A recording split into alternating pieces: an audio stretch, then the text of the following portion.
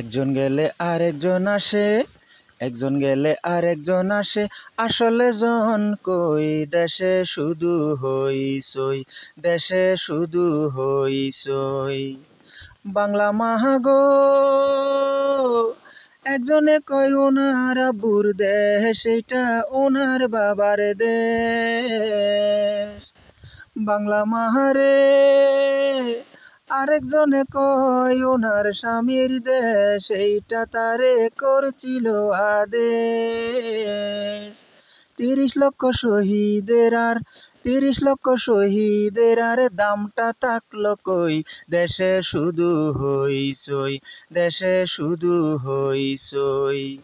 একজন গেলে আরেকজন আসে, একজন গেলে আরেকজন আসে, আসলে জন কই, দেশে শুধু হইচই, দেশে শুধু হইচই। ৩০ লক্ষ শহীদ আর ৫ লক্ষ মা বোনের ইজ্জতের বিনিময়ে এই দেশ আমরা হাসিল করেছি। সুতরাং এটা নির্দিষ্ট কারো একার দেশ নয়, এটা ২০ কোটি মানুষের বাংলাদেশ। এই কথা বলার কারণে দেখেন আবার আমাকে কেউ টুস করে দিয়েন না। যদিও আবেগের কারণে টুস করে দেন, তার আগে আমার পরিবারের দায়িত্বটা নিয়ে নেবেন। সবাই ভালো থাকবেন। আসসালামু আলাইকুম ওয়া রাহমাতুল্লাহি ওয়া বারাকাতুহু। খুদা হাফেজ।